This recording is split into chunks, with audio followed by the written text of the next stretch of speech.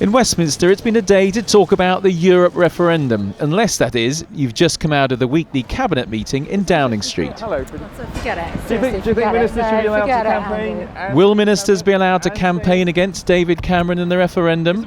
They had plainly been told to say nothing. Do you think ministers should be allowed to campaign to leave and stay in the cabinet? Do you think people should be allowed to campaign to leave the EU and stay in the cabinet? What do you think? Have you discussed that today? This is as far as we got. It's the Prime Minister is determined to reform our relationship with Europe and give the people of the United Kingdom a chance to vote on that in a referendum. It's a policy I absolutely support. Meanwhile, one Conservative not in the cabinet was prepared to say, let them speak and don't sack them.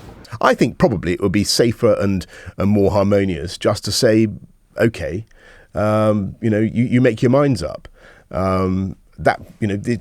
I think probably on something like this, does it? Do you really need to bind everybody in? Downing Street is still insisting David Cameron was misinterpreted at yesterday's summit in Germany.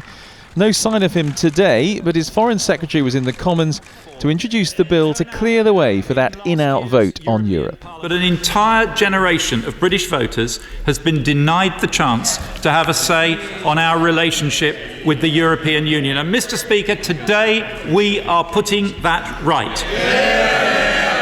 Labour now support the referendum, so the main opposition to this is coming from the SNP. If they can't stop it, they want to change it. For instance, allowing 16 and 17-year-olds the vote. But let's have a think about 16 to 18-year-olds in Scotland. Last September, they were voting in the Scottish referendum. This May, they were excluded from voting in the general election.